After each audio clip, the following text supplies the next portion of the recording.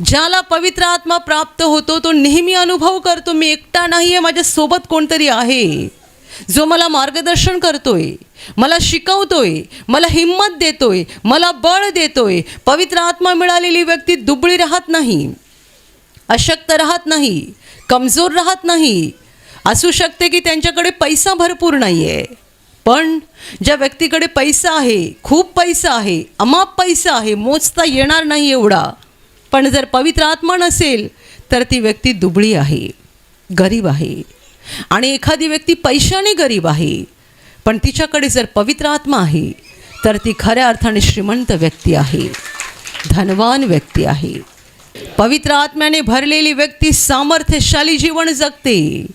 येशूचे शिष्य त्या 50व्या दिवसापर्यंत घाबरलेले होते, कारण त्यांच्या प्रभूला ज्या प्रकारे हाल हाल करून मारलं होतं, त्यामुळे त्यांच्या हृदयात भीती होती, आमचं पण लोक असंच करतील काय.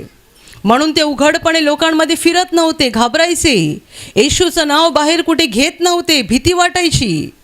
पण बायबल म्हणतं की जेव्हा त्यांना हा पवित्र आत्मा प्राप्त झाला तेव्हा सगळी भीती निघून गेली, सगळं भय निघून गेलं, मोठी हिंमत त्यांच्यामध्ये आली. आणि मग ते बाहेर येऊन येशूच्या नावाचा प्रचार करू लागले. आणि तिकडून आरंभ होऊन येशूचं नाव पुढे पुढे पुढे पुढे गेलं आणि ते आज आपल्यापर्यंत येऊन पोहोचलेलं आहे.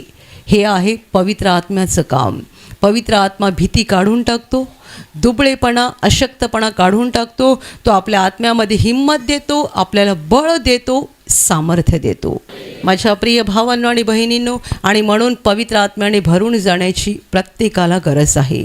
तुमच्यामध्ये असे कोणी भाऊ बहिणी असतील ज्याने प्रभू येशूचा नीट स्वीकारच केला नाही आहे, तर तुम्हाला पहिल्याने येशूचा स्वीकार करण्याची गरज आहे. कारण जोपर्यंत पहिला कैवारी तुम्ही हृदयात घेत नाही तोपर्यंत दुसरा कैवारी येऊ शकत नाही. पवित्र आत्मा कोणाला मिळतो? ज्याने येशूवर विश्वास ठेवला आहे की येशू हा देवाचा पुत्र आहे आणि तो माझ्या पापांसाठी क्रूसावर मेलेला आहे, असा जो विश्वास ठेवून आपल्या पापांचा पश्चाताप करतो आणि येशूला आपल्या हृदयामध्ये प्रभू आणि तारणारा म्हणून स्वीकारतो, त्याला पुढे जाऊन पवित्र आत्मा प्राप्त होतो.